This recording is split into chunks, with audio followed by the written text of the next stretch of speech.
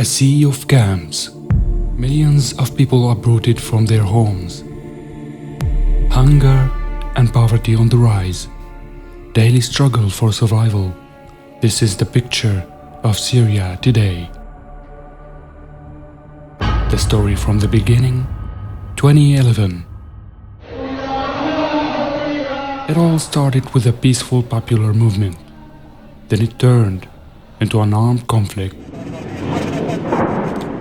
The suffering of the Syrian people is not yet fully understood, but signs of a humanitarian crisis in Syria, the world has yet to see, are beginning to appear on the horizon. 5 years after, many cities were destroyed. Homs, Damascus countryside, Aleppo, and many more. Siege, hunger, shelling, destruction, flight, and shelterlessness. The number of people being uprooted is on the rise, while facing lack of resources and the degradation of any basis of life. By the end of the year, the number of internally displaced people reaches 6.5 million. 4 out of 5 Syrians are now living in poverty. 13.5 million people are in need of humanitarian assistance and protection. 1 in 3 people are unable to meet their basic food needs for survival. 2.4 million people are in need of shelter. 1 in 4 schools are damaged, destroyed, or occupied.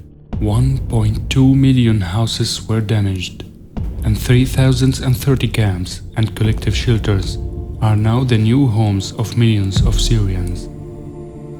Today, after intense bombing and hostilities east in 2020, the scale of the humanitarian tragedy in the northwest of Syria began to unfold. Olive branches and caves turned into homes for the displaced, and the brutal winter makeshift camps emerged overnight. Hundreds of thousands of children deprived of their education, families left without food, shelter, and protection from the cold. The number of displaced people reaches 6.7 million. Almost 90% of all Syrians live in poverty. 5.9 million people are in need of shelter. 1 out of 3 children has dropped out of schools. 12.4 million people don't have enough to eat. Almost 1,200 camps now exist in northwest Syria alone. 13.4 million people are in need of humanitarian assistance and protection. 10 years later, the number of people who do not have enough to eat has never been higher, and millions of Syrians are resorting to desperate measures to survive.